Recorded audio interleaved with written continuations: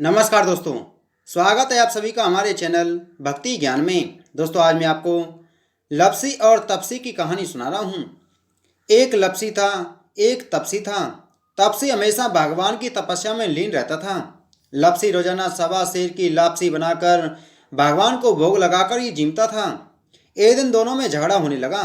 तपसी बोला, मैं रोज भगवान की तपस्या करता हूँ, इसलिए मैं बड़ा हूँ।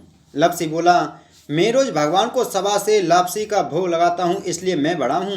नारद जी वहां से गुजर रहे थे। दोनों को लड़ता देखकर रुके और उनसे पूछने लगे कि तुम क्यों लड़ रहे हो।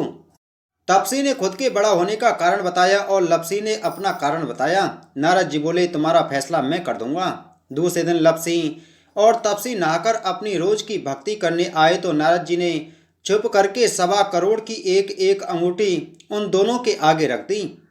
तपसी की नज़र जब अंगूठी पर पड़ी तो उसने चुपचाप अंगूठी उठाकर अपने नीचे दबा ली। लप्सी की नज़र अंगूठी पर पड़ी लेकिन उसने ध्यान नहीं दिया। भगवान को भोग लगाकर लापसी खाने लगा। नारद जी सामने आए तो दोनों ने पूछा कि कौन बड़ा। तो नारद जी ने तपसी से खड़ा होने को कहा। वो खड़ा हुआ तो उसके नीचे दबी अंगूठी दिखाई पड़ी। नारद जी ने तपसी से कहा, तपस्या करने के बाद भी तुम्हारी चोरी करने की आदत नहीं गई, इसलिए लप्सी बड़ा है।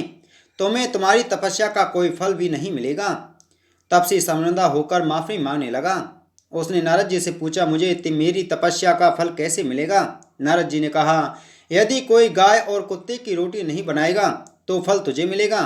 यदि कोई ब्राह्मण को जिमाकर दक्षिणा नहीं देगा तो फल तुझे मिलेगा। यदि कोई साड़ी के साथ ब्लाउज नहीं देगा तो फल तुझे मिलेगा। यदि कोई दिए से दिया जलाएगा तो फल तुझे मिलेगा। यदि कोई सारी कहानी सुने लेकिन तुम्हारी कहानी नहीं सुने तो फल तुझे मिलेगा। उसी दिन से हर व्रत कथा कहानी के साथ लप्सी तपसी की कहानी भी सुनी और कही जाती है। जय हो नारद जी की। बोलो विष्णु भगवान की जय।